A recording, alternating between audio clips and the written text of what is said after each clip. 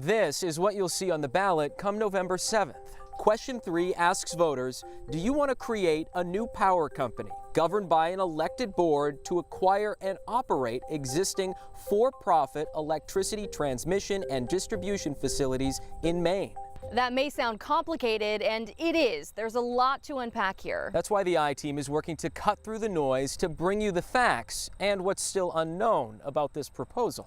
You may be wondering how we got here in the first place. It all started back in 2019 amid frustrations with Central Maine Power.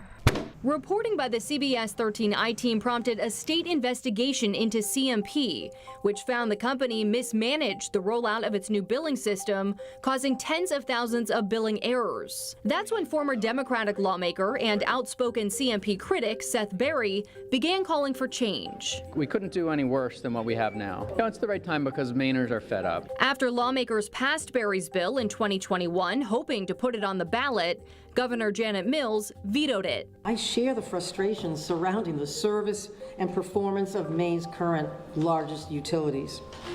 But I'm deeply concerned that this bill presents a rosy solution to a complicated problem. Last year, state regulators determined CMP had made significant improvements to billing accuracy and customer service.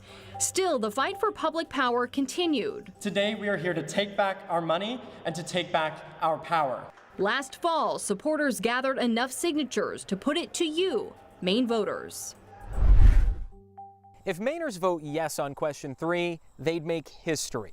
The first of its kind plan would create a state-level public power company through a complete takeover of Maine's two legacy utilities, Central Maine Power and Versant Power.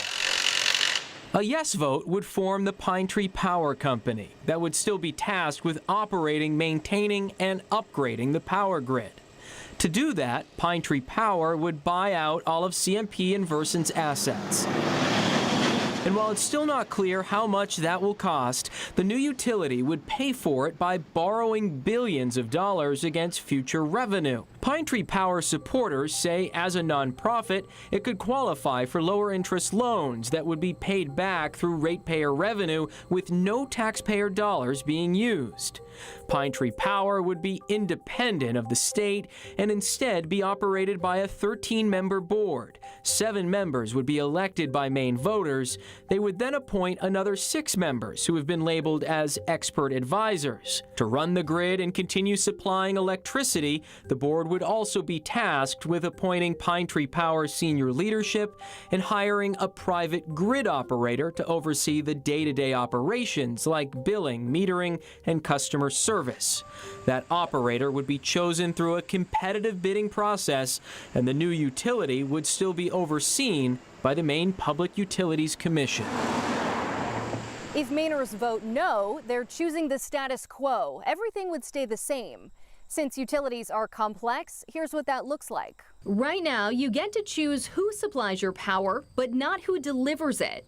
Delivery is a monopoly in Maine, since those utilities are responsible for all the infrastructure, from substations and transmission lines to distribution lines and poles, plus the meters that connect to your home or business. So if question 3 fails, most Mainers would continue to get their electricity from one of the 2 largest companies. Central Maine Power serves more than 600,000 customers in central and southern Maine. Versant, formerly Emera Maine, delivers power to more than 165,000 customers in northern and eastern Maine. Combined, they serve about 97% of the state. Both are investor-owned utilities, or IOUs for short. CMP is a subsidiary of Avangrid, owned by the Spain-based Iberdrola. Its primary shareholders include the governments of Qatar and Norway. Versant is owned by Enmax, whose sole shareholder is the city of Calgary in Canada. They're regulated by the Maine Public Utilities Commission, which establishes rates and makes sure the companies are meeting service standards. So why do backers of this referendum want to make such a drastic change to how electricity in Maine is managed? Well, they say it comes down to 3 major issues that need to be fixed: rising electric rates, customer service, and overall reliability of the grid. The Pine Tree Power campaign argues that Mainers are fed up with their electric providers and should have more of a say in how the utilities operate and are held accountable. It's a lot like buying a house instead of continuing to rent an expensive apartment, enriching a landlord while we get nothing. We'll be able to save money immediately in our rates because we're not sending money to out-of-state corporations. Campaign Chair Al Cleveland points out that both of Maine's legacy utilities are foreign-owned. The campaign argues those investor-owned companies don't put Mainers first, which they believe has led to years of poor customer service ratings and reliability issues. In recent years, both CMP and Versant ranked at or near the bottom of a nationwide customer satisfaction survey. The campaign claims a locally owned and managed utility could be more responsive to customers while providing better service and at lower rates. Pine Tree Power is about bringing our control of our electric grid back home to our communities. Opponents say Mainers should stick with what they know, calling this a gamble and a big one. Above all else, they point to the cost. The loudest voices against this are the two utilities that will be bought out, CMP and Versant, both funding campaigns against Question 3. They estimate the total acquisition cost of the companies to be around $13.5 billion and say Pine Tree Power would start out in massive debt to pay for it. $13.5 billion is a big number. That is a big mortgage. And it's a mortgage that not only all of us here will have to pay, but probably our kids and our children's children too. That's a generational debt that they want Mainers to take on. Willie Rich with Maine Affordable Energy says a takeover would almost certainly end up in court, adding more money and time. They think it could take a decade to complete. Pine Tree Power supporters say the new utility would be owned by consumers, but opponents call it government-run, pointing out that the Maine Supreme Court declined to put the words consumer-owned in the ballot language, and that some of the board would be elected. I think people also have a lot of concerns about turning the electric grid over to politicians, to elected politicians. Think about that. Those are people that will be running for office, taking campaign contributions from maybe a big oil and gas company. And then they would be making decisions about our electric grid, probably with an eye toward what their political donors want. And while CMP and Versant are both funding campaigns to fight Question 3 and stay in business, we wanted to hear directly from the utilities. CMP referred us to their ballot question committee, the Maine Affordable Energy Coalition, who you had just heard from.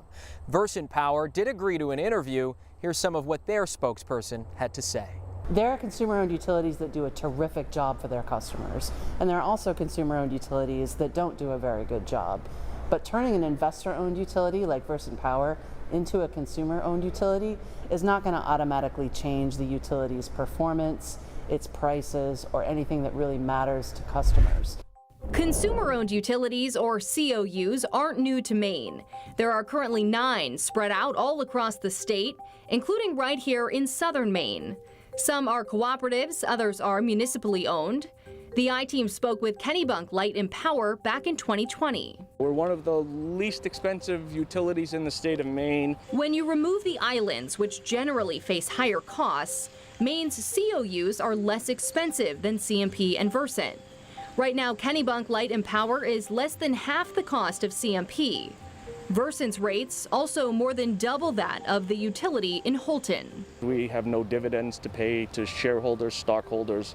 Our customers literally own the company that we operate. Opponents of Pine Tree Power argue the statewide utility wouldn't see those savings. These are very, very small utilities that can deliver power at a lower cost because they don't have thousands or tens of thousands of miles to maintain. Pine Tree Power's promise all throughout this campaign has been that voting yes could save you money right away, but how much? Well, it all depends on who you ask. Studies paint conflicting pictures. A report by London Economics International was commissioned by state regulators in 2020 to look at a different but similar proposal in the legislature. It found customers would see higher rates initially and then save up to $236 million over the next 30 years. Another analysis, known as the Silkman Report, which has been touted by Question 3 supporters, projects savings right away, with a total of $9 billion in benefits assets by 2056. Still, a report from Concentric Energy Advisors, paid for by CMP's parent company, found not only has a takeover never happened on this scale, but it could also end up costing ratepayers billions of dollars. So how is a voter supposed to make sense of all of this? The I-Team turned to Maine's public advocate Bill Harwood, who's appointed by the governor. His office isn't taking a side on question 3, but has been studying the potential impacts. I think the better argument is that rates in the short term will go up, and here's why. Because we have this standard in our Constitution that when the government takes private property by eminent domain, they must pay fair market value for all of those assets. And the fair market value for CMP and Versant Power's assets is substantial. Any savings to ratepayers under the new company would strictly be on the delivery side of the bill. Supply, which most Mainers get through the standard offer rate, will continue to vary based on market conditions. In the middle of last winter, that rate shot up nearly 50%. Oh, I think the debate over supply costs will continue, no question about it. It's now become more than half of a total cost of electricity. It is something that we in state government need to really focus and do a better job on it. Ultimately, any potential savings for ratepayers will largely be determined by what it costs to buy out CMP and Versant's assets. You've probably heard the number $13.5 billion by now. That's what opponents say it will cost. How do you reach that number?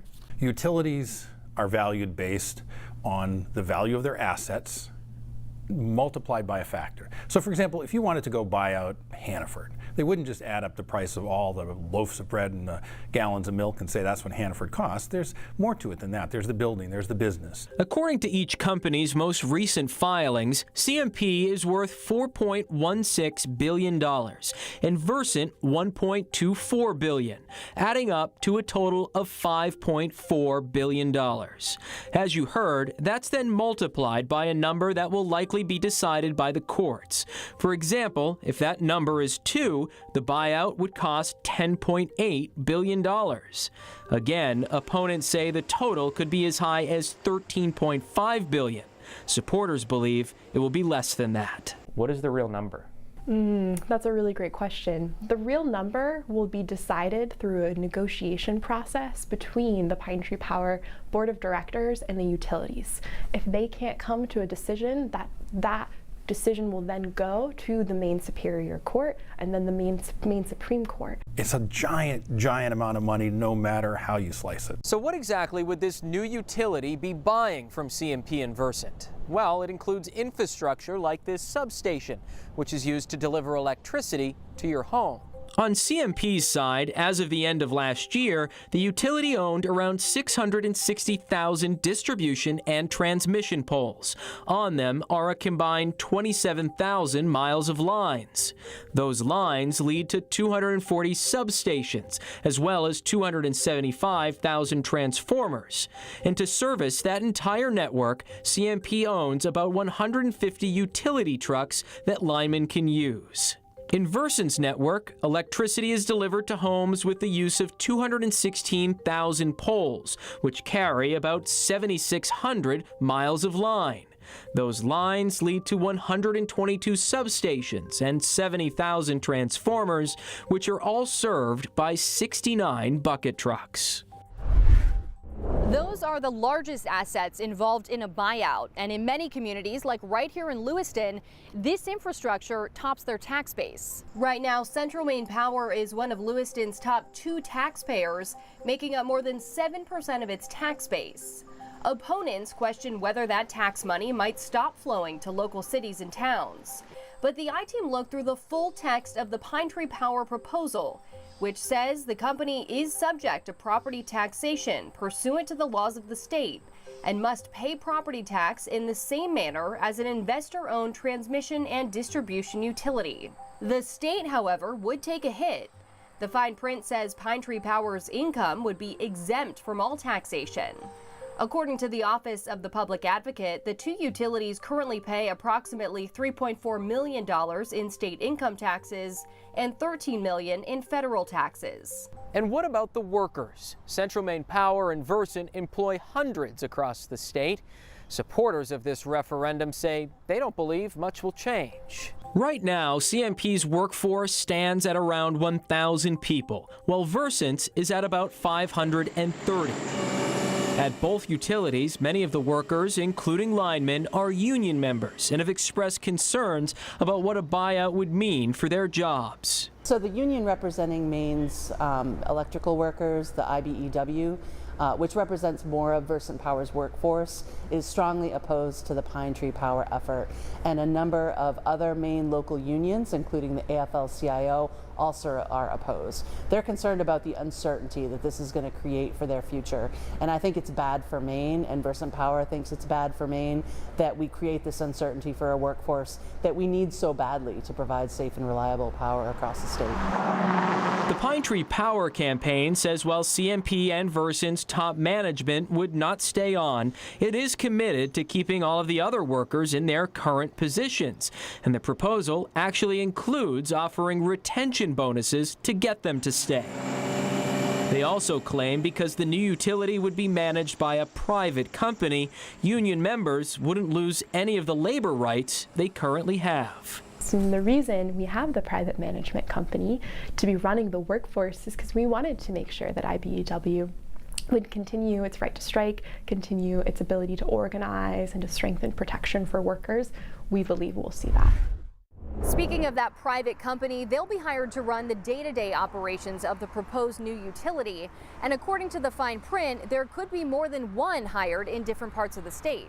They'll be selected through a competitive bidding process that takes into consideration things like cost, experience, and overall track record. Could CMP be that private grid operator? There's actually language in the proposal that asks about if a utility is fit to serve. We've seen CMP continue to behave and make decisions that would violate them from being fit to serve. So it does not look like CMP would be able to be one of the private grid operators because they have not met the criteria.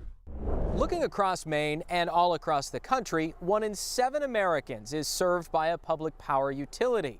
That's according to the American Public Power Association. That includes about 2,000 communities in nearly every state. Nebraska is the only state where all power is consumer-owned and has been since the 1940s. Instead of one big utility, there are more than 160 small ones. More recently, there have been buyouts of investor-owned utilities like what's being proposed in Maine, but never one of this scale. An example often cited is Winter Park, Florida, where residents voted to buy assets from Progress Energy Florida back in September of 2003. By June 2005, the city flipped the switch to municipal ownership and is now one of the only cities in the U.S. with a plan in place to put its entire electrical system underground by 2030. It's worth noting, though, Winter Park has 15,000 electricity customers compared to the hundreds of thousands that would be served by public power here in Maine. It also has just 9 square miles of service territory compared to about 22,000. Another example is the Long Island Power Authority, created in 1985. With 1.1 million customers, it's closer in size to the Pine Tree Power proposal, but has a much smaller service area at just over 1,200 square miles. If voters pass the initiative this fall, supporters of Pine Tree Power expect it to take 3 to 4 years to transition to the new company, citing a timeline that's laid out in the proposal. A year after we vote yes, we will elect the Pine Tree Power Board of Directors. They will then begin a process of hiring staff, support, and building out the strategic business plan for the utility. But the timeline could be stretched out longer depending on how hard the current utilities fight this in court. Opponents believe it may take a decade. We're entirely focused on convincing voters that this is a bad idea and they should vote against it. And hopefully that's a fight that we won't have to be involved in. Since the London Economic Study found no constitutional obstacles to a buyout, the court battle is more likely to focus on the acquisition cost if all parties can't come to an agreement. In the end, Maine's public advocate says the timeline of a takeover remains one of the many unknowns. There are a lot of issues involved. I suspect the utilities will be in the courts trying to protect their rights and trying to challenge this statute. And as we all know, sadly, our judicial system doesn't move at a lightning pace. It takes not just weeks and months, it usually takes years. Before you even get to Pine Tree Power on the ballot, you'll be faced with question 1, which could add another hurdle when it comes to creating the new utility. It asks voters, do you want to bar some quasi-governmental entities and all consumer-owned electric utilities from taking on more than $1 billion in debt unless they get statewide voter approval? CMP parent company Avangrid is also funding the No Blank Checks campaign. The no blank checks referendum, if it passes, would simply require them to actually go to the voters and say, okay, here's the final total. It's $10 billion we got to borrow. It's $13 billion. It's $15 billion that we've got to borrow. So that gives voters the final say on taking on this massive debt. Pine Tree Power supporters say they're not worried about question 1. We don't believe that that referendum question will interfere with ours. We don't believe, we don't have a position on it. We are not opposed to that question at all because our campaign and our movement is all about increasing democratic control. Back to question 3 now, whether you have your mind made up or are still deciding. What it really would be a government-run entity governed by politicians, and a for-profit company would be hired to actually run the grid. Pine Tree Power is about bringing our control of our electric grid back home to our communities. You'll be hearing a lot more from both sides of this contentious referendum in the weeks ahead. But in the end, the choice is yours, and we hope we were able to arm you with the knowledge you need to make an informed decision. We're committed to covering this issue up until Election Day and beyond. For the I-Team, I'm Marissa Bodner. And I'm Dan Lamparello. Have a good night.